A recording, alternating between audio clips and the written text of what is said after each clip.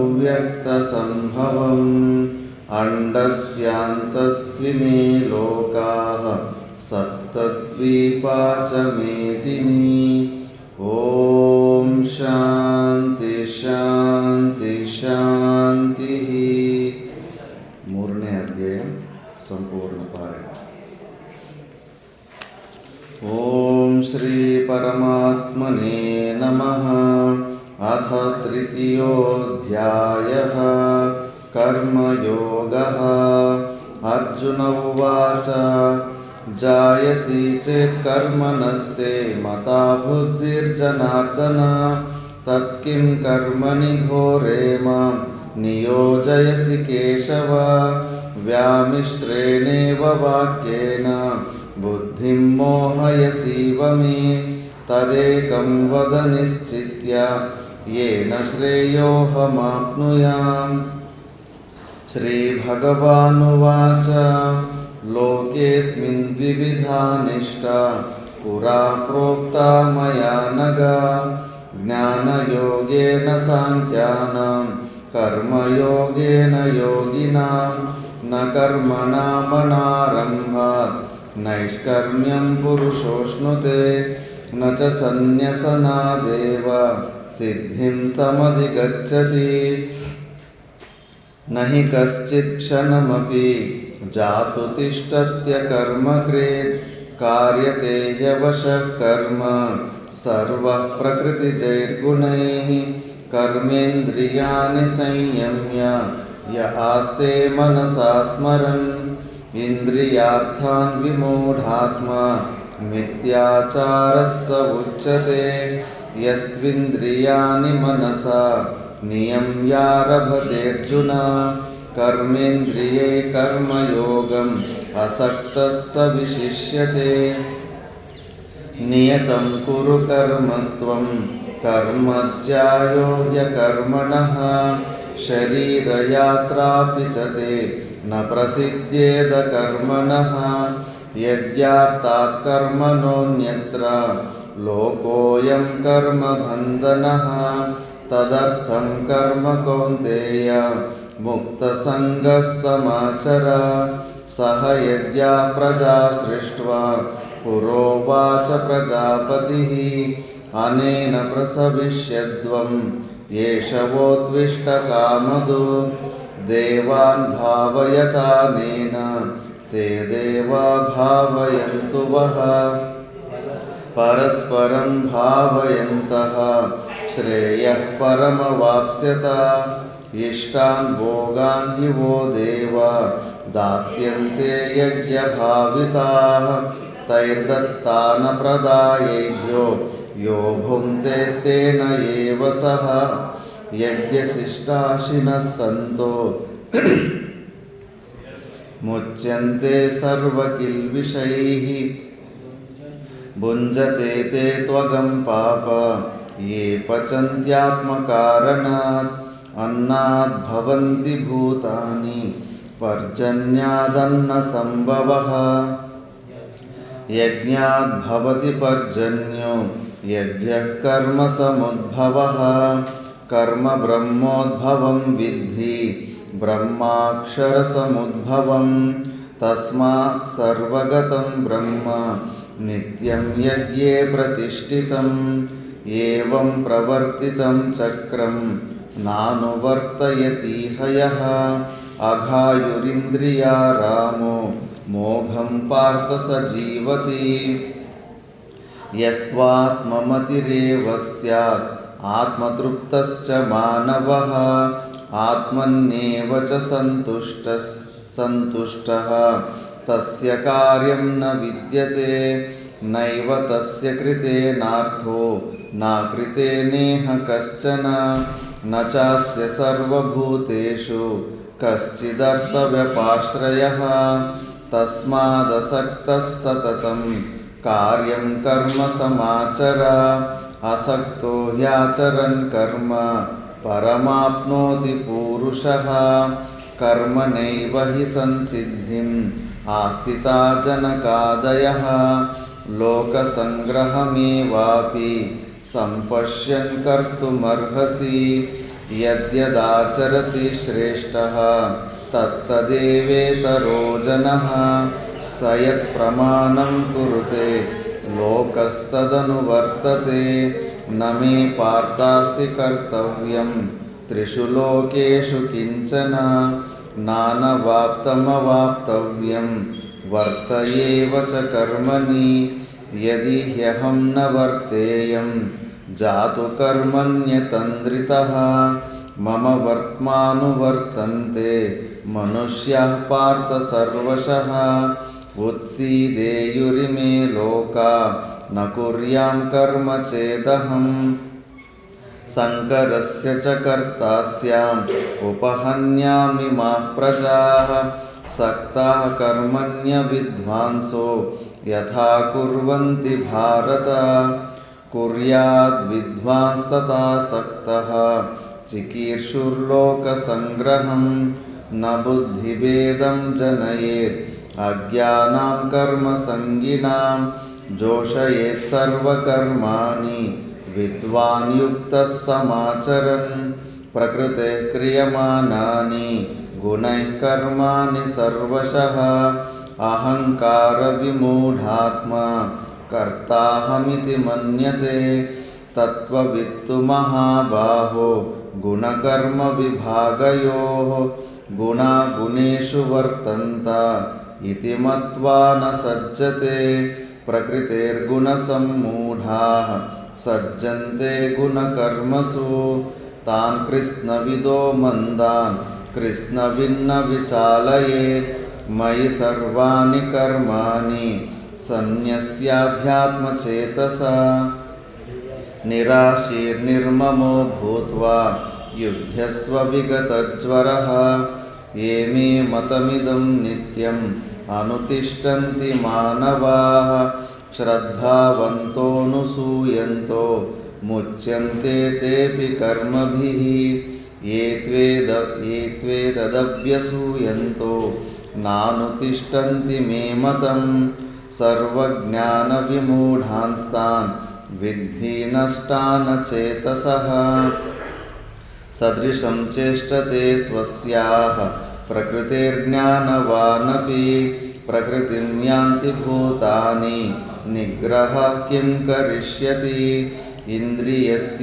इन्द्रियस्यार्थे रागद्वेषौ व्यवस्थितौ तयोर्न वशमागच्छेत् तौ ह्यस्य परिपन्थिनौ श्रेयान् स्वधर्मो विगुणः परधर्मात् स्वनुष्ठितात् स्वधर्मे निधनं श्रेयः परधर्मो भयावहः अर्जुन उवाच अथ केन प्रयुक्तोऽयं पापं चरति पूरुषः अनिच्छन्नपि वार्ष्णेय बलादिव नियोजितः श्रीभगवानुवाच काम एष क्रोध एष रजो गुणसमुद्भवः महाशनो महापाप्मा विद्येनमिह वैरिणं धूमेनाव्रियते वह्निर्यथादर्शो मलेन च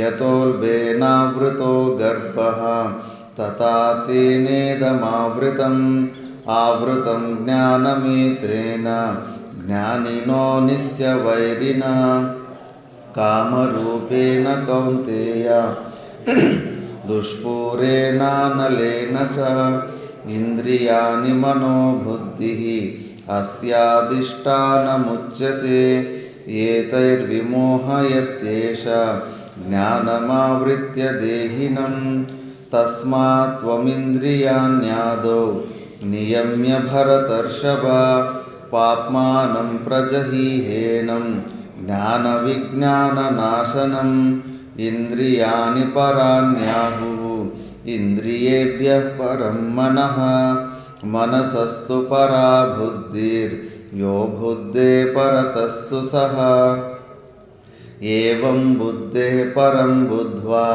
संस्तभ्यात्मानमात्मना जहि शत्रुं महाबाहो कामरूपं दुरासदम् ॐ तत्सदिति श्रीमद्भगवद्गीतासु ಉಪನಿಷತ್ಸು ಬ್ರಹ್ಮವಿದ್ಯಾಯಾಂ ಯೋಗಶಾಸ್ತ್ರೇ ಶ್ರೀಕೃಷ್ಣಾರ್ಜುನ ಸಂವಾದೆ ಕರ್ಮಯೋಗೋ ನಾಮ ತೃತೀಯೋಧ್ಯಾಯಃ.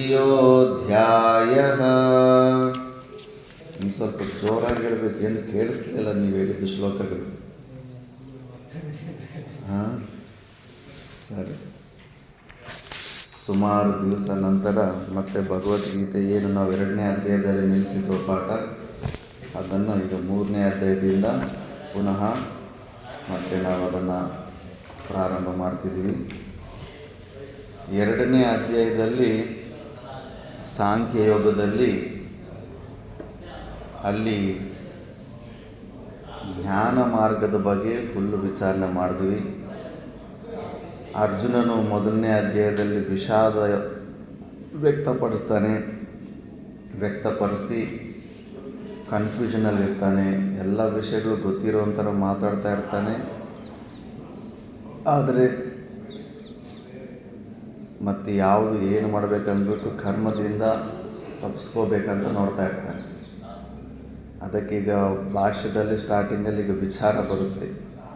ಕೃಷ್ಣ ಪರಮಾತ್ಮ ಉದ್ದೇಶ ಏನು, ಭಗವದ್ಗೀತೆ ಯಾವುದ್ರ ಬಗ್ಗೆ ಮಾತಾಡ್ತಾ ಇದೆ ಅಂದ್ಬಿಟ್ಟು ಭಾಷ್ಯದಲ್ಲಿ ವಿಚಾರಣೆ ಬರುತ್ತೆ. 3ನೇ ಅಧ್ಯಾಯ ಭಾಷ್ಯದಲ್ಲಿ ಭಾಷ್ಯನ ಓದೋದು. ನಾನು ಓದಿದ್ಮೇಲೆ ನೀವು ಹೇಳ್ಬಿಟ್ಟು ಮತ್ತೆ ಸಪ್ರೇಟಾಗಿ ಓದಿ. 3ನೇ ಅಧ್ಯಾಯ ತಕ್ಕ ತೆಗೆದಿದ್ದೀರಾ? 3ನೇ ಅಧ್ಯಾಯ ಪೇಜ್ ನಂಬರ್ 77.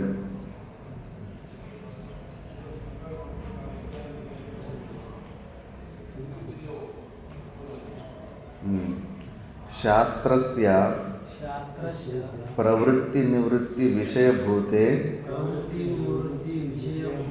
ದ್ವೇ ಬುದ್ಧಿ ಭಗವತಾ ನಿರ್ದಿಷ್ಟೇ ಸಾಂಖ್ಯೇ ಬುದ್ಧಿ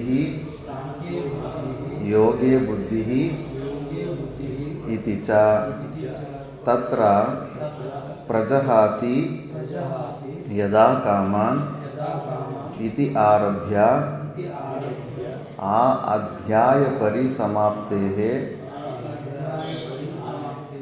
ಸಾಂಖ್ಯಬುದ್ಧ್ಯಾಶ್ರಿತಾನಾಂ ಸನ್ಯಾಸಂ ಕರ್ತವ್ಯಂ ಉಕ್ತ್ವಾ ತೇಷಾಂ ತನ್ನಿಷ್ಠತಯಾ ಏವ ಚ ಕೃತಾರ್ಥತಾ ಉಕ್ತಾ ಏಷಾ ಬ್ರಾಹ್ಮೀ ಸ್ಥಿತಿಃ ಇತಿ. ಅರ್ಜುನಾಯ ಚ ಕರ್ಮಣ್ಯೇವಾಧಿಕಾರಸ್ತೆ ಮಾತೆ ಸಂಗೋಸ್ತ್ವಕರ್ಮಣಿ ಇತಿ ಕರ್ಮ ಏವ ಕರ್ತವ್ಯಂ ಉಕ್ತವಾನ್ ಯೋಗಬುದ್ಧಿಂ ಆಶ್ರಿತ್ಯ ನ ತತ ಏವ ಶ್ರೇಯಃ ಪ್ರಾಪ್ತಿಂ ಉಕ್ತವಾನ್. ತದ್ ಏತದ್ ಆಲಕ್ಷ್ಯ ಪರ್ಯಾಕುಲೀಭೂತ ಬುದ್ಧಿಃ ಅರ್ಜುನ ಉವಾಚ ಕಥಂ ಭಕ್ತಾಯ ಶ್ರೇಯೋರ್ತಿನೇ ಯತ್ ಸಾಕ್ಷಾತ್ ಶ್ರೇಯಸ್ಸಾಧನಂ ಸಾಂಖ್ಯಬುದ್ಧಿನಿಷ್ಠಾಂ ಶ್ರಾವಯಿತ್ವಾ ಮಾಂ ಕರ್ಮಣಿ ದೃಷ್ಟ ಅನೇಕಾನರ್ಥಯುಕ್ತೆ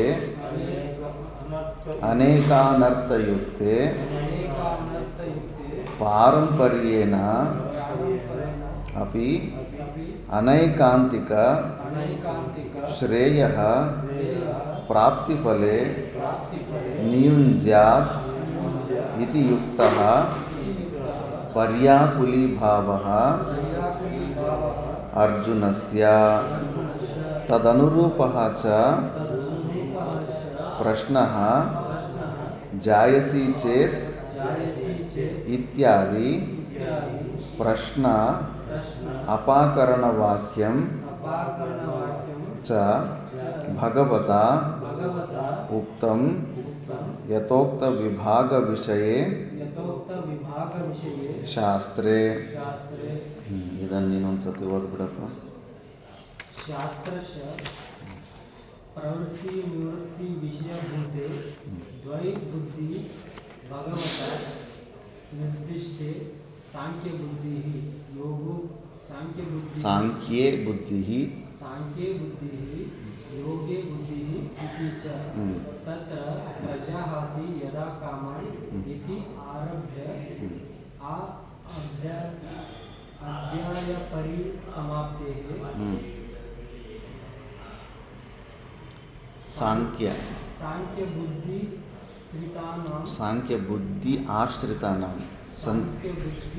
ಆಶ್ರಿತಾನಾಂ ಸನ್ಯಾಸಂ ಕರ್ತವ್ಯಂ ಯುಕ್ತ ತೇಷಾಂ ತನ್ನಿಷ್ಠತೆಯ ಏವ ಚ ಕೃತಾರ್ಥತಾ ಯುಕ್ತ ಏಷ ಬ್ರಾಹ್ಮಿ ಸ್ಥಿತಿಃ ಇತಿ. ಅರ್ಜುನಾಯ ಚ ಕರ್ಮಣ್ಯೇವಾಧಿಕಾರಸ್ತೆ ಮಾತೆ ಸಂಗೋಸ್ತ್ರ ಕರ್ಮಣಿ ಇತಿ ಕರ್ಮ ಏವ ಕರ್ತವ್ಯಂ ಉಕ್ತವಾನ್ ಯೋಗ ಬುದ್ಧಿ ಆಶ್ರಿತ್ಯ ನ ತತ ಏವ ಶ್ರೇಯ ಪ್ರಾಪ್ತಿಂ ಉಕ್ತವಾನ್ ತದೇತದ್ ಆಲಕ್ಷ್ಯ ಪರ್ಯಾಕುಲಭೂತಬುದ್ಧಿಃ ಅರ್ಜುನ ಉವಾಚ ಕಥಂ ಭಕ್ತಾಯ ಶ್ರೇಯೋತ್ತಿನೇ ಯತ್ ಸಾಕ್ಷಾತ್ ಶ್ರೇಯ ಸಾಧನಂ ಸಾಂಖ್ಯ ಬುದ್ಧಿನಿಷ್ಠಾಂ ಶ್ರಾವಯಿತ್ವಾ ಮಾ ಕರ್ಮಣಿ ದೃಷ್ಟ ಅನೇಕಾನರ್ಥಯುಕ್ತೆ ಪಾರಂಪರ್ಯೇಣ ಅಪಿ ಅನೇಕಾಂತಿಕ ಶ್ರೇಯ ಪ್ರಾಪ್ತಿಕಲೆ ನಿಯುಂಜ್ಯಾತ್ ಇತಿ ಯುಕ್ತಃ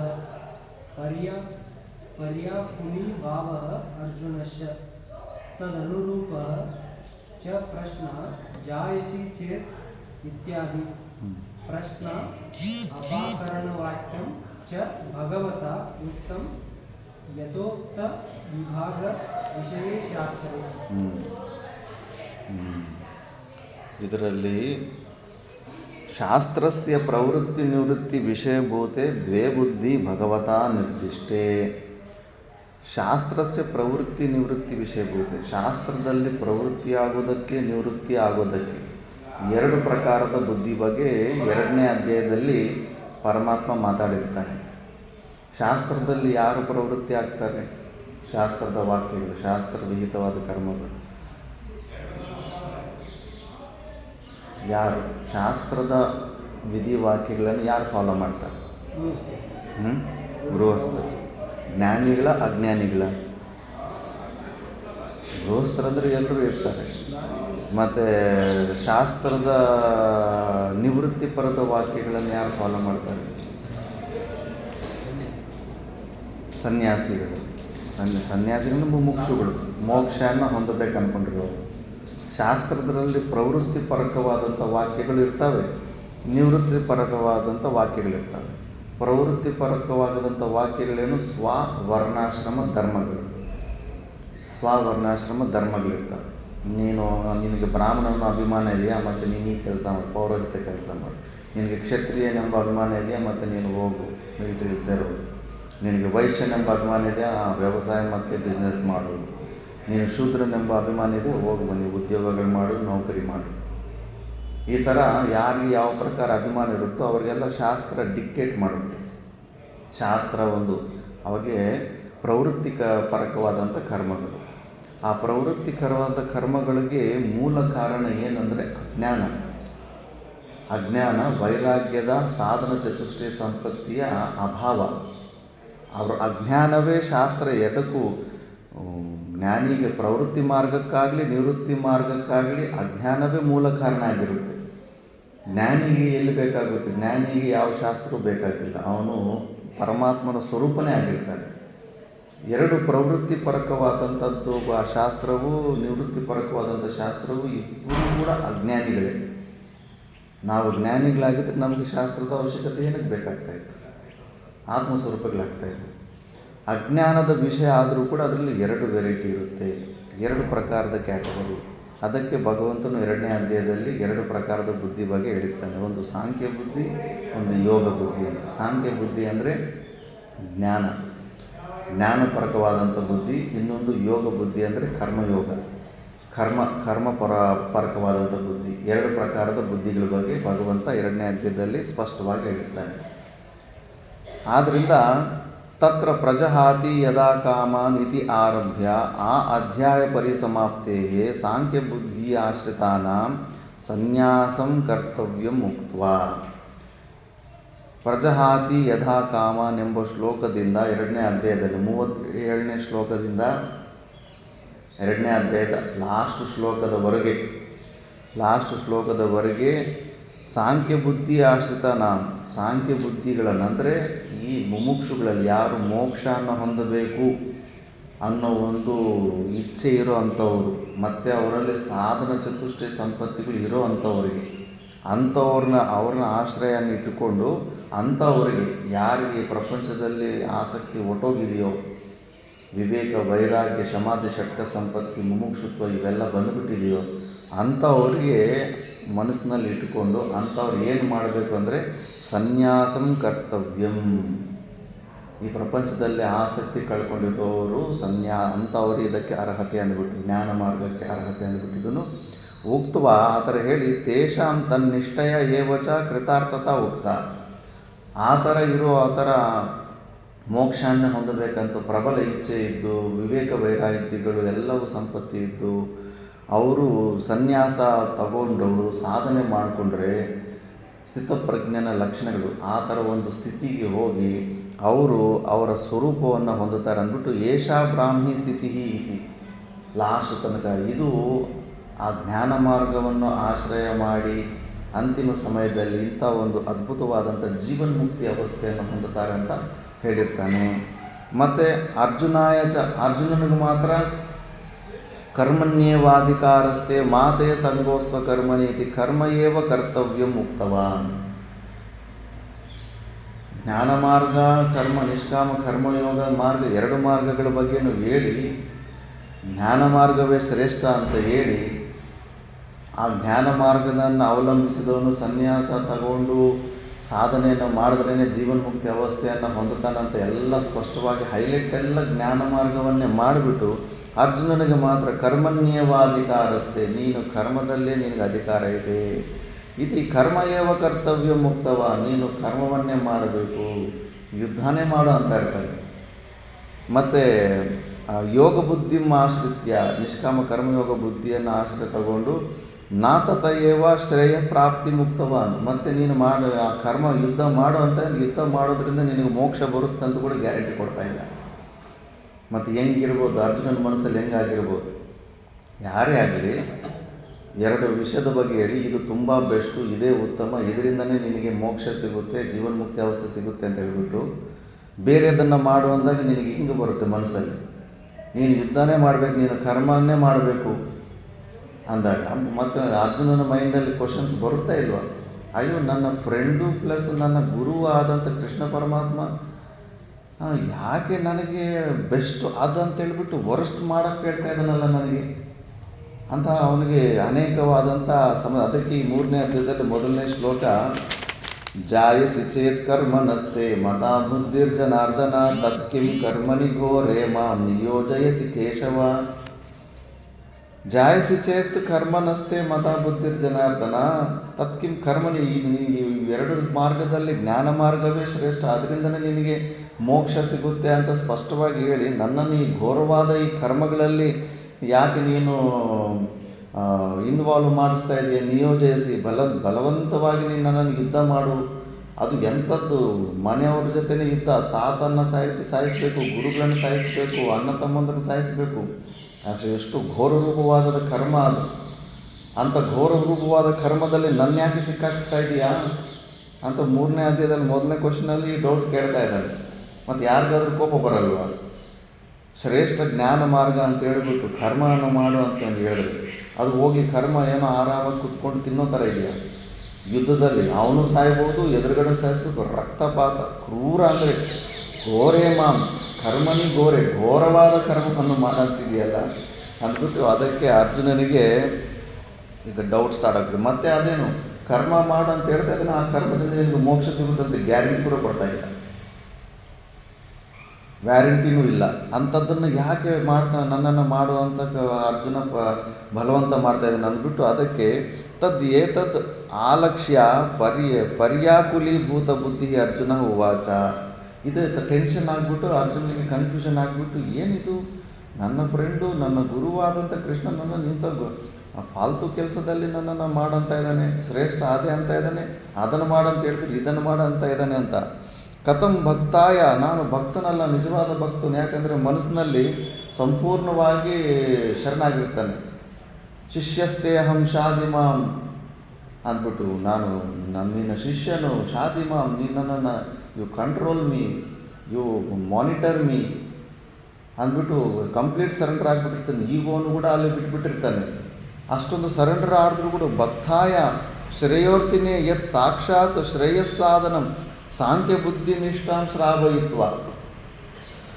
ಮೋಕ್ಷಕ್ಕೆ ಸಾಕ್ಷಾತ್ ಸಾಧನ ಅಂದರೆ ನಿಯರೆಸ್ಟ್ ಮೇಯ್ನ್ ಸಾಧನ ಆದಂಥ ಸಾಂಖ್ಯ ಬುದ್ಧಿ ನಿಷ್ಠಾಂ, ಜ್ಞಾನ ಮಾರ್ಗದ ನಿಷ್ಠಾ ಶ್ರಾವಯಿತ್ವ, ಅದ್ರ ಬಗ್ಗೆ ಎಲ್ಲ ನನಗೆ ಜ್ಞಾನೋದಯ ಮಾಡಿಸ್ಬಿಟ್ಟು 2ನೇ ಅಧ್ಯಾಯದಲ್ಲಿ ಮಾಂ ಕರ್ಮನಿ ದೃಷ್ಟ ಅನೇಕ ಅನರ್ಥಯುಕ್ತೆ, ದೃಷ್ಟವಾಗಿ ಏನೋ ಈ ಯುದ್ಧ ಮಾಡಿದ್ರೆ ನನಗೆ ಅನರ್ಥಗಳಾಗುತ್ತೋ ಇಲ್ವೋ ಅಂತ ಇಲ್ಲ. ಅರ್ಜುನನಿಗೆ ಸ್ಪಷ್ಟವಾಗಿ ಕಾಣಿಸ್ತದೆ ಅನರ್ಥಗಳು. ಯಾಕಂದರೆ ಗುರುವನ್ನು ಸಾಯಿಸೋದು, ಗುರುವನ್ನು ಹುಂಕೃತವಾಗಿ ಗುರುವಿಗೆ ವಾಟರ್ಸಿದ್ರೇ ನರಕಕ್ಕೆ ಹೋಗ್ಬಿಡ್ಬೇಕು, ಅಂತ ಹಿಂಗೆ ಈ ಥರ ಒಂದು ತಿರಸ್ಕೃತವಾದಂಥ ಮಾತನ್ನು ಆಡಿದ್ರೆ ನರಕಕ್ಕೆ ಹೋಗ್ಬೇಕು. ಅಂಥದ್ದು ಗುರುವನ್ನು ಸಾಯಿಸಿದ್ರೆ ಯಾರಿಗಾದ್ರೂ ಕಲ್ಯಾಣ ಆಗುತ್ತೆ. ತಾತನ ಭೀಷ್ಮನ ಸಾಯಿಸಬೇಕು, ಅಣ್ಣ ತಮ್ಮಂದ್ರೆ ಸಾಯಿಸಬೇಕು, ಮಾವಂದ್ರನ್ನು ಸಾಯಿಸಬೇಕು ಅಲ್ಲಿ. ಇಂಥದ್ದು ದೃಷ್ಟ ಅನರ್ಥ, ಅನೇಕ ಅನರ್ಥ, ಒಂದಲ್ಲ ಎಲ್ಲ. ಮತ್ತೆ ವರ್ಣಸಂಕರ ಆಗುತ್ತೆ. ಪಾರಂಪರ್ಯೇಣ ಅಪಿ ಅನೈಕಾಂತಿಕ ಶ್ರೇಯ ಪ್ರಾಪ್ತಿಫಲೆ ನಿಯುಂಜಾತಿಥಿ ಯುಕ್ತ ಪರ್ಯಾಕುಲಿ ಭಾವ ಅರ್ಜುನಸ್ಯ. ವಿಪರೀತವಾಗಿ ಟೆನ್ಷನ್ ಆಗಿಬಿಡ್ತಾನೆ. ಏನಿದು, ಕೃಷ್ಣ ಪರಮಾತ್ಮ ಜ್ಞಾನ ಮಾರ್ಗವನ್ನು ನನಗೆ ಬೋಧನೆ ಮಾಡಿ ಅದೇ ಶ್ರೇಷ್ಠ, ನೀನು ಜೀವನ್ಮುಕ್ತಿ ಸ್ಥಿತಿಯನ್ನು, ಮೋಕ್ಷ ಅನ್ನೋ ಪರಮಾನಂದ ಸ್ಥಿತಿಯನ್ನು ಹೊಂದಬೇಕಾದರೆ ಜ್ಞಾನ ಮಾರ್ಗದಿಂದನೇ ಆಗುತ್ತೆ ಅಂದ್ಬಿಟ್ಟು ಅದನ್ನು ಶ್ರೇಷ್ಠ ಅಂತ ಹೋಗ್ಬಿಟ್ಟು ನನ್ನನ್ನು ಮಾತ್ರ ಈ ಘೋರ ರೂಪವಾದಂಥ ಈ ಕರ್ಮಯೋಗದಲ್ಲೇ ನನ್ನನ್ನು ನಿಯೋಗಿಸ್ತಾ ಇದ್ದಾನಲ್ಲ ಅಂದ್ಬಿಟ್ಟು ಅರ್ಜುನನ ಸಿಕ್ಕಾಪಟ್ಟೆ ಡೌಟ್ ಬರುತ್ತೆ. ತದನುರೂಪ ಚ ಪ್ರಶ್ನ ಜಾಯಸಿ ಚೇತ್ ಇತ್ಯಾದಿ ಪ್ರಶ್ನ ಅಪಾಕರಣ ವಾಕ್ಯಂ ಚ ಭಗವತ ಉಕ್ತಂ ಯಥೋಕ್ತ ವಿಭಾಗ ವಿಷಯ ಶಾಸ್ತ್ರೇ.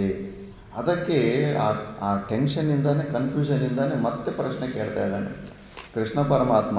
ಜಾಯಸಿ ಚೇತ್ ಕರ್ಮನಸ್ತೆ ಮತಾ ಬುದ್ಧಿರ್ ಜನಾರ್ದನ ತತ್ಕಿಂ ಕರ್ಮನಿ ಘೋರೆ ಮಾಂ ನಿಯೋಜಯಸಿ. ಅದು ಸಾಂಖ್ಯ ಜ್ಞಾನ ಮಾರ್ಗವು ಶ್ರೇಷ್ಠ ಆದಮೇಲೆ ಇದು ಘೋರವಾದ ಕರ್ಮದಲ್ಲಿ ಯಾಕೆ ನನ್ನನ್ನು ಬಳಗಿಸ್ತಾ ಇದೆಯಾ ಅನ್ನೋ ಒಂದು ಪ್ರಶ್ನೆಯನ್ನು ಕೇಳ್ತಾನೆ. ಅದನ್ನು ಈಗ ವಿಚಾರ ಬರುತ್ತೆ. ಈಗ ವಿಭಾಗ ವಚನದಲ್ಲಿ ನೆಕ್ಸ್ಟ್ ಓದೋಣ. ಕೇಚಿತ್ತು ಅರ್ಜುನಸ್ಯ ಪ್ರಶ್ನಾರ್ಥಂ ಅನ್ಯಥಾ ಕಲ್ಪಯಿತ್ವಾ ತತ್ ಪ್ರತಿಕೂಲಂ ಭಗವತಃ ಪ್ರತಿವಚನಂ ವರ್ಣಯಂತಿ. ಯಥಾ ಚ ಆತ್ಮನ ಸಂಬಂಧಗ್ರಂಥೆ ಗೀತಾರ್ಥೋ ನಿರೂಪಿತಃ ತತ್ ಪ್ರತಿಕೂಲಂಚ ಇಹ ಪುನಃ ಪ್ರಶ್ನ ಪ್ರತಿವಚನಯೋಃ ನಿರೂಪಯಂತಿ. ಕಥಂ ತತ್ರ ಸಂಬಂಧಗ್ರಂಥೆ ತಾವತ್ ಸರ್ವೇಷಾಂ ಆಶ್ರಮೀನಾಂ ಜ್ಞಾನಕರ್ಮಣೋಃ ಸಮುಚ್ಚಯೋ ಗೀತಾಶಾಸ್ತ್ರೇ ನಿರೂಪಿತಃ ಅರ್ಥ ಇತಿ ಉಕ್ತಂ. ಪುನಃ ವಿಶೇಷಿತಂಚ ಯಾವಜ್ಜೀವ ಶ್ರುತಿಚೋದಿತಾನಿ ಕರ್ಮಾಣಿ ಪರಿತ್ಯಜ್ಯ ಕೇವಲಾದ್ ಏವ ಜ್ಞಾನಾತ್ ಮೋಕ್ಷಃ ಪ್ರಾಪ್ಯತೆ ಇತಿ मोक्षः प्राप्यते इति ಏತದ್ एतत् ಏಕಾಂತೇನ एकान्तेन ಏವ एव ಪ್ರತಿಷಿದ್ಧಂ ಇತಿ प्रतिषिद्धम् इति ಇಹ ತು इह तु ಆಶ್ರಮ ವಿಕಲ್ಪಂ आश्रमविकल्पं ದರ್ಶಯತಾ दर्शयता ಯಾವಜ್ಜೀವ यावज्जीव ಶ್ರುತಿಚೋದಿತಾನಾಂ श्रुतिचोदितानाम् ಏವ एव ಕರ್ಮಣಾಂ कर्मणां ಪರಿತ್ಯಾಗಃ ಉಕ್ತಃ परित्यागः उक्तः ತತ್ಕಥಂ तत्कथम् ಈದೃಶಂ ईदृशं ವಿರುದ್ಧಂ ಅರ್ಥಂ विरुद्धम् अर्थम् ಅರ್ಜುನಾಯ अर्जुनाय ಬ್ರೂಯಾತ್ ब्रूयात् ಭಗವಾನ್ भगवान् ಶ್ರೋತಾ ವಾ श्रोता वा ಕಥಂ कथं ವಿರುದ್ಧಂ विरुद्धम् ಅರ್ಥಂ अर्थम् ಅವಧಾರಯೇತ್. अवधारयेत् ಇಲ್ಲಿ ತನಕ ಓದಪ್ಪ. केचित् तु अर्जुनस्य प्रश्नार्थम् अन्यथा कल्पयित्वा तत्प्रतिकूलं भगवतः प्रतिवचनं वर्णयन्ति. यथा च आत्मना सम्बन्धग्रन्थे गीतार्थनिरूपितः तत्प्रतिकूलं च इह पुनः प्रश्नप्रतिवचनयोः अर्थं निरूपयन्ति. कथं तत्र सम्बन्धग्रन्थे तावत् सर्वेषाम्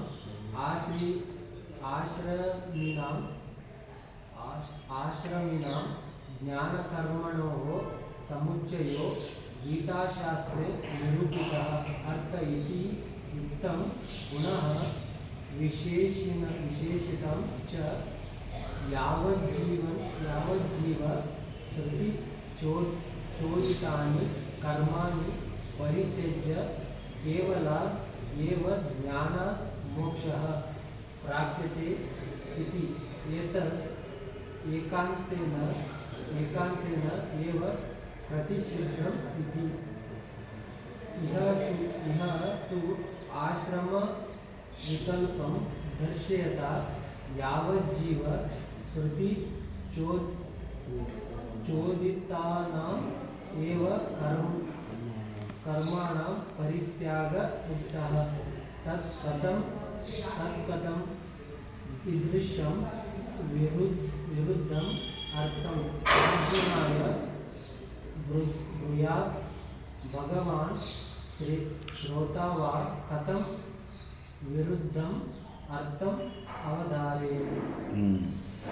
ಇವಾಗ ಭಗವದ್ಗೀತೆಯಲ್ಲಿ ಸಿಕ್ಕಾಪಟ್ಟೆ ಚರ್ಚೆ ಬರುತ್ತೆ.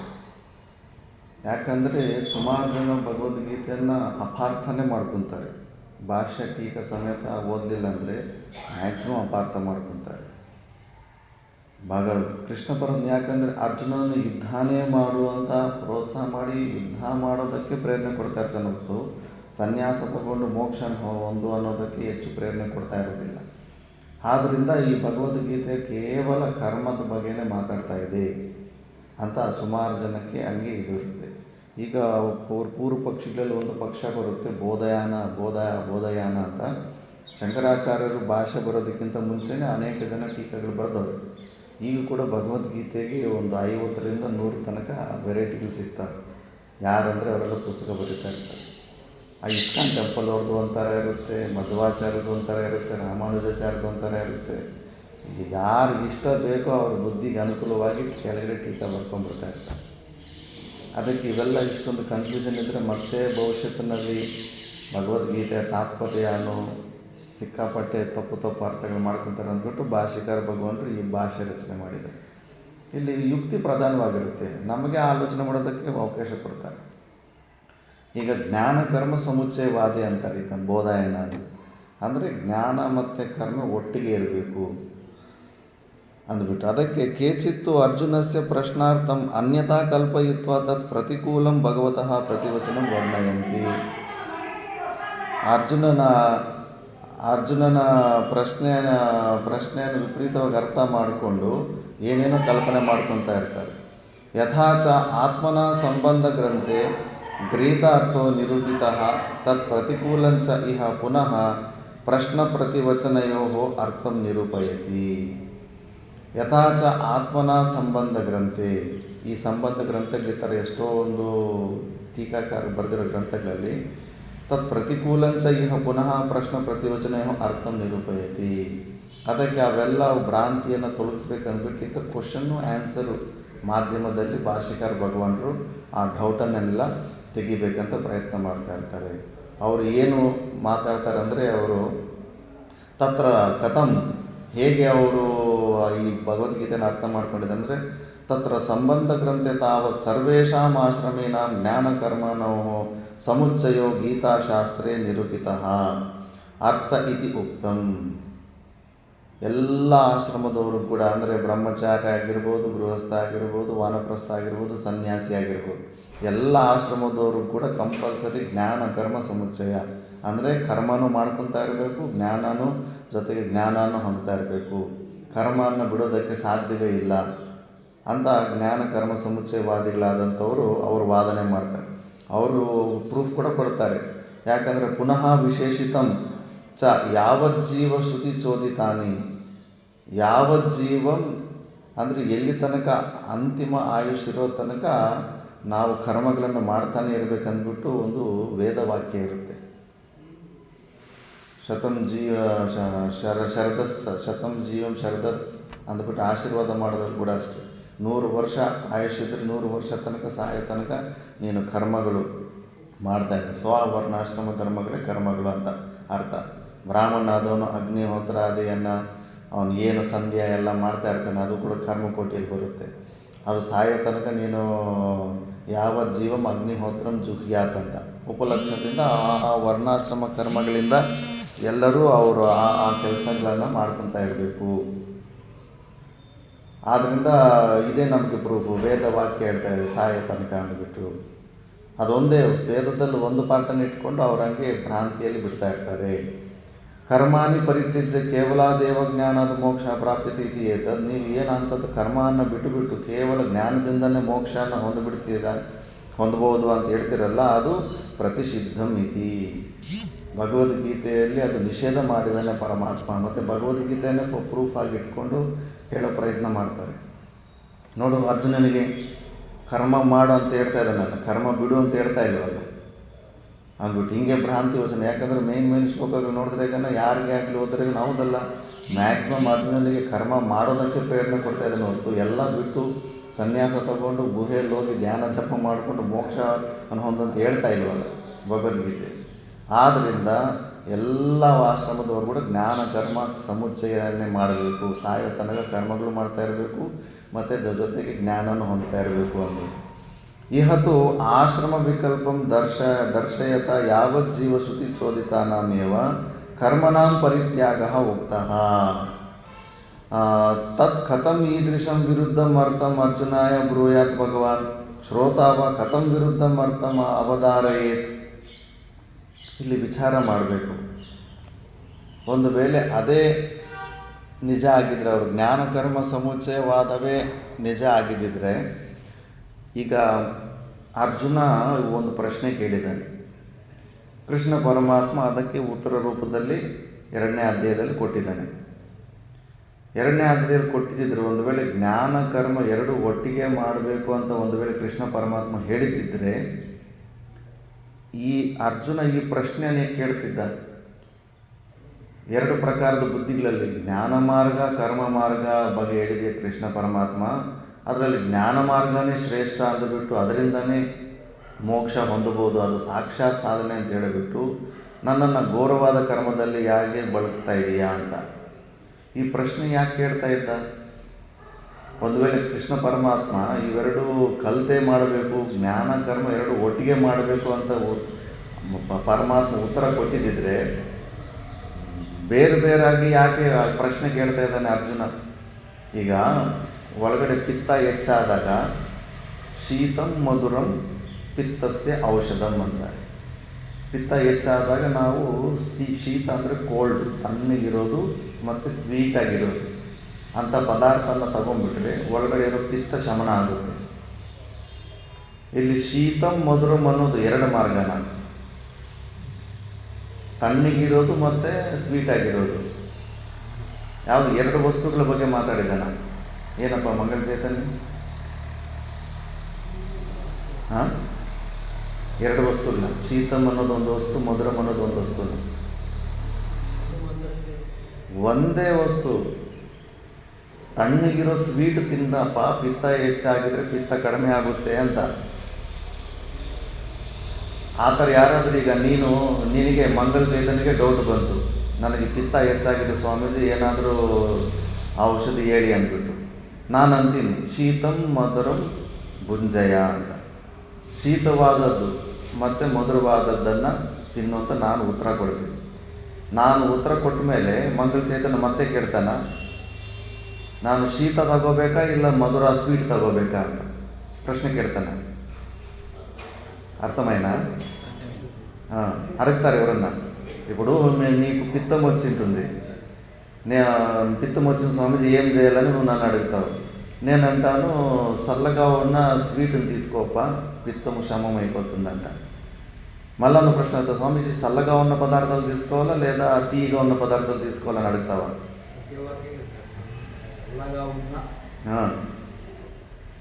కాదు, నీకు మళ్ళీ అలాంటి ప్రశ్న అడగాలని అనిపిస్తుందా? అర్థమైపోతుంది కదా, రెండు మార్గాల గురించి చెప్పలేదు, ఒకే మార్గం గురించి అని చెప్పేసి.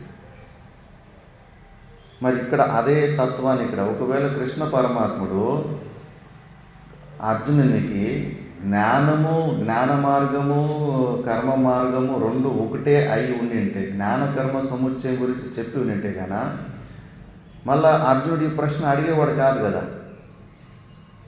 నువ్వు జ్ఞాన మార్గం శ్రేష్టం అంటున్నావు, నన్ను ఘోరమైన కర్మములో ఎందుకు ఇరికిస్తున్నావు అని అర్జునుడు అడిగిన ప్రశ్నలోనే అర్థమవుతుంది కదా, కృష్ణ పరమాత్ముడు జ్ఞాన కర్మ సముచ్చయాన్ని చెప్పలేదు,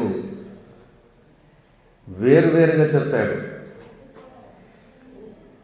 అందుకే ద్వే బుద్ధి, సాంఖ్య బుద్ధి, యోగ బుద్ధి అని చెప్పి. సాంఖ్య బుద్ధి అంటే సాధన చతుష్టయ సంపత్తులు ఉన్న అధికారికి ఒక్కొక్కటి బోధ చేశాడు. ఆ సాధన చతుష్టయ సంపత్తులు లేని అజ్ఞానికి ఒక ప్రకారం నిష్కామ కర్మయోగం గురించి చెప్పాడు. కానీ పూర్వపక్షులు ఏమంటున్నారు, లేదు కృష్ణ పరమాత్ముడు జ్ఞాన కర్మ సముచ్చయాన్ని చెప్పాడు. చూడు, అర్జునునికి జ్ఞానబోధులు చేస్తున్నాడు, యుద్ధమే చేయంటున్నాడు. కాబట్టి జ్ఞానము కర్మము రెండు ఒట్టిగానే ఉండాలి, కర్మలను మాత్రం ఎప్పటికీ వదిలిపెట్టకూడదు అంటున్నాడు. అర్జునుడు అడిగిన ప్రశ్నని చూసే మనకు అర్థమైపోతుంది కదా, భగవంతుడు ఒక్క మార్గం గురించి చెప్పలేదు, రెండు మార్గాల గురించి చెప్పాడు. కాబట్టే అర్జునుడు ఆ ప్రశ్న అడుగుతున్నాడు, రెండిట్లో బెస్ట్ అదంటున్నావు, ఇందులో నన్ను ఎందుకు ఇన్వాల్వ్ చేస్తున్నావు? శీతం మధురం పిత్తస్య ఔషధం అని ఇలాంటి వాక్యం ఒకవేళ కృష్ణుడు జ్ఞాన మార్గము కర్మ మార్గం ఒకటే అయింటే కనుక మళ్ళీ అర్జునుడికి ఇంకోసారి ప్రశ్న అడగడానికి అవకాశమే లేకుండా ఉంది. అర్జునుడు ప్రశ్న అడుగుతున్నాడంటేనే అర్థమైంది అక్కడ కృష్ణ పరమాత్ముడు రెండు మార్గాల గురించి జ్ఞానబోధ చేశాడు, ఒక్క మార్గం గురించి కాదు. ఒక్క మార్గం గురించి ఉత్తరం చెప్పింటే కన్నా అర్జునుడు ఈ ప్రశ్న అడిగేవాడే కాదు. అర్థమైందా? చాలా సూక్ష్మం ఇది. చాలామంది భగవద్గీతను విపరీతంగా అర్థం చేసుకుంటారు. జ్ఞానము కర్మము కలిసి చేసుకోవాలి, ఎప్పటికీ దాన్ని వేరువేరుగా చెప్పలేదు, ఒట్టుగా చెప్పాడని. మరి భగవంతుడు ఒట్టుగా చెప్పింటే కన్నా అర్జునుడు ఆ డౌట్ ఎందుకు అడిగేవాడు? ఇప్పుడు నేను శీతం మధురం పిత్తస్య ఔషధం అని ఒకటే చెప్పినందుకు దాన్ని విన్న వ్యక్తి మళ్ళీ ఏమైనా నాకు ప్రశ్నలు వేసాడా? చల్లగా ఉండేది తీసుకోవాలా లేదా తీయగా ఉండేది తీసుకోవాలని ఎవరైనా ప్రశ్నలు వేస్తారా? ఆడు వేయలేదు, ఎందుకంటే నేను చెప్పింది ఒకే ఒక వస్తువు దాని గురించి. ఒకవేళ అలాగే భగవంతుడు కూడా ఒకే మార్గం గురించి చెప్పి ఉంటే, జ్ఞానము కర్మము రెండు ఒకటే మార్గం అని చెప్పి ఉంటే కన్నా అర్జునుడు కూడా ఈ ప్రశ్న అడిగేవాడు కాదు. అర్జునుడు ఈ ప్రశ్న అడుగుతున్నాడంటేనే పరమాత్ముడు రెండు మార్గాల గురించి చెప్పాడు అని చెప్పేసి. మళ్ళా పూర్వపక్షి అంటాడు, ఇంక ముందు వస్తాడు. ఇప్పుడు అర్జునుడు అజ్ఞాని, భగవంతుడు ఒకే మార్గం జ్ఞానకర్మ సముచ్చయం గురించి ఒకే మార్గం గురించినే చెప్పి ఉండొచ్చు. అర్జునుడే అజ్ఞానంలో ఉన్న వ్యక్తి కదా, అజ్ఞానంలో ఉన్న వ్యక్తి మాటను మీరు కన్ఫర్మేషన్గా తీసుకుంటే ఎట్లా? కాబట్టి భగవంతుడు ఒకే మార్గం గురించి చెప్పినా అజ్ఞానంలో ఉన్న మూర్ఖత్వంలో ఉన్న అర్జునుడు రెండు మార్గాలుగా అర్థం చేసుకున్నాడు. కాబట్టి జ్ఞానకర్మం ఒట్టిగానే చేయాలని మళ్ళా పూర్వపక్షి మెడబట్టుకుంటాడు. సరే అప్ప, జ్ఞానకర్మ సరే, అర్జునుడేమో అజ్ఞాని కాబట్టి కృష్ణ పరమాత్ముడు జ్ఞానకర్మము ఒకటే మార్గంలాగా చెప్పినా వాడు అజ్ఞానంలో అవి రెండు మార్గాలని అనుకుందాం.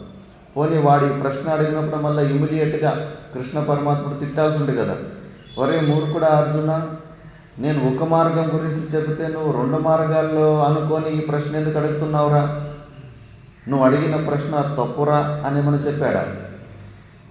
అర్జునుడు అడిగిన ప్రశ్నకు మళ్ళా సమాధానం చెప్పుకుంటూ పోయాడు కానీ నువ్వు నీ క్వశ్చనే రాంగ్ అని చెప్పాడా? చెప్పలేదు కదా. మరి కృష్ణ పరమాత్మని మీరు అజ్ఞాని అంటారు, మరి జ్ఞాని అనుకుంటారా? విడదీసే చెప్పిండు. ఫస్ట్ భగవంతుడు ఒకవేళ ఒకే మార్గం గురించి చెప్పింటే అర్జునుడు రెండు మార్గాల్లో శ్రేష్టం అది, ఆ మార్గం అది ఉండి నన్ను ఘోరమైన కర్మాల్లో ఎందుకు ఇరికిస్తున్నావు ఈ ప్రశ్న అడిగేవాడు కాదు. సరేలే, అర్జునుడు అజ్ఞాని తప్పుడు ఆన్సర్లు తప్పుడుగా అర్థాలు చేసుకోవడం సహజమే కదా. ఒకవేళ అర్జునుడు అలాంటి తప్పుడు అర్థం చేసుకొని ఉంటే కదా కృష్ణ పరమాత్ముడు వాని క్వశ్చన్ అని కరెక్ట్ చేసేవాడు కదా.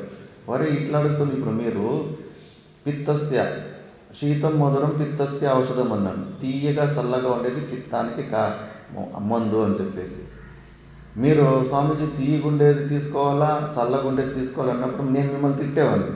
అదేంది, నేను చెప్పింది ఒకే పదార్థం కదా, ఏది తీయగా ఉంటుందో అది కూడా చల్లగా ఉండాలి, ఒకే పదార్థం తీయగాను ఉండాలి చల్లగాను ఉండాలి అని మీరు అడిగిన ప్రశ్నకు నేను తిట్టేవాడిని. నేను ఒక పదార్థం చెప్తే మళ్ళీ క్వశ్చన్ అడుగుతారు ఏంటి అని తిట్టేవాడిని. అర్జునుడు కూడా అందుకే ఇప్పుడు ఒకవేళ తప్పుడు అడిగిన ప్రశ్నే రాంగ్గా ఉంటే కన్నా మళ్ళీ భగవంతుడు దాన్ని కరెక్ట్ చేసేవాడు కదా. మరి ఎందుకురా విపరీతంగా అర్థం చేసి నేను ఒక మార్గం గురించి చెప్తే నువ్వు రెండు మార్గాల గురించి ఊహించుకుంటున్నావు కదా, నీ క్వశ్చనే రాంగ్ అని భగవంతుడు కూడా చెప్పలేదు. భగవంతుడు అర్జునుడు చెప్పిన రెండు మార్గాల క్వశ్చన్ను స్వీకరించాడు కాబట్టి ఇందులో స్పష్టమవుతుంది భగవద్గీతలో జ్ఞానయోగానికి అధికారులు వేరుంటారు, నిష్కామ కర్మయోగానికి అధికారులు వేరుంటారు. ప్రపంచాన్ని నిస్సారంగా చూసి మిథ్యాత్వ దర్శనం చేసి సాధన చతుష్టయ సంపత్తులతోటి వివేకము వైరాగ్యము సమాధి షట్క సంపత్తి ముముక్షుత్వం ఇవి ఉన్న జ్ఞానికి ఇది జ్ఞాన మార్గమే. వాళ్ళు సన్యాసము తీసుకొని సాధన చేసుకొని జీవన్ముక్తి అవస్థను పొందుతారని చెప్పేసి స్థితప్రజ్ఞ లక్షణాల ద్వారా నిరూపించాడు.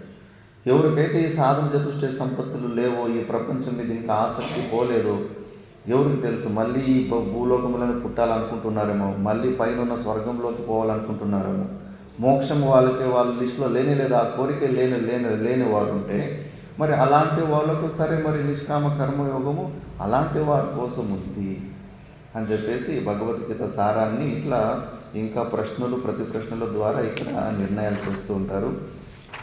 ಕನ್ನಡದಿಂದ ತೆಲುಗುವಲ್ಲಿ ಶಿಫ್ಟ್ ಆಗೋಯ್ತು ಪ್ರವಚನ. ಆದ್ದರಿಂದ ಕೃಷ್ಣ ಪರಮಾತ್ಮ ಇಲ್ಲಿ ಎರಡು ಮಾರ್ಗದ ಬಗ್ಗೆ ಹೇಳಿದಾನೆ ಅಂದ್ಬಿಟ್ಟು ಸ್ಪಷ್ಟವಾಗಿ ವಿಚಾರ ಮಾಡೋದ್ರಲ್ಲಿ ಸ್ಪಷ್ಟ ಆಗುತ್ತೆ. ಇನ್ನೂ ಟೀಕಾ ಇದೆ, ಅದು ನೆಕ್ಸ್ಟ್ ಕ್ಲಾಸಲ್ಲಿ ನಾವು ವಿಚಾರ ಮಾಡೋಣ. ಓಂ ಪೂರ್ಣಮದ ಪೂರ್ಣಮಿದಂ ಪೂರ್ಣಾತ್ ಪೂರ್ಣಮುದಚ್ಯತೆ ಪೂರ್ಣಸ್ಯ ಪೂರ್ಣಮಾದಾಯ ಪೂರ್ಣಮೇವಾವಶಿಷ್ಯತೆ. ಓಂ ಶಾಂತಿ ಶಾಂತಿ ಶಾಂತಿ. ಪಾರಾಯಣ ಮಾಡೋದಕ್ಕೆ ಒಂದು ಸಣ್ಣ ಪುಸ್ತಕ